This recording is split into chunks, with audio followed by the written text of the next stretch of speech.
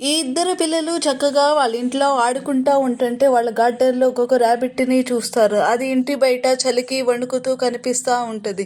ఈ ఇద్దరు పిల్లలు కిటికీలో నుంచి ఆ ర్యాబిట్ని తీసుకొస్తారు వాళ్ళ ఇంట్లోకి. వాళ్ళిద్దరూ చక్కగా ఆ ర్యాబిట్ తోటి వాళ్ళ ఫ్రెండ్స్ అందరినీ పిలిచి చాలా హ్యాపీగా ఫీల్ అవుతుంది. నాకు అంటూ ఒక ఫ్యామిలీ ఉంటే ఎంత బాగుండును, ఇలానే ఉంటే ఎంత బాగుండు అని ఫీల్ అవుతుంది. ఈ ఇద్దరు పిల్లలు చక్కగా ఆ ర్యాబిట్ కోసం ఒక ఇంటిని నిర్మిస్తారు. చిన్న చేతులతో కర్ర పుల్లలతో వాళ్ళు దాంతో నిర్మిస్తూ వాళ్ళిద్దరూ ర్యాబిట్ని బయటికి తీసుకెళ్తారు. అక్కడ ఉరుములకి ర్యాబిట్ చాలా భయపడిద్ది. వీళ్ళిద్దరూ ఆ ర్యాబిట్ని తన బెడ్రూమ్లోకి తెచ్చుకుంటారు. చక్కగా ముద్దాడుతారు. తనకి చక్కగా దుప్పటి కప్పుతారు. దుప్పటి కప్పుకొని వాళ్ళిద్దరూ తనతో పాటు నిద్రపుచ్చుకుంటారు.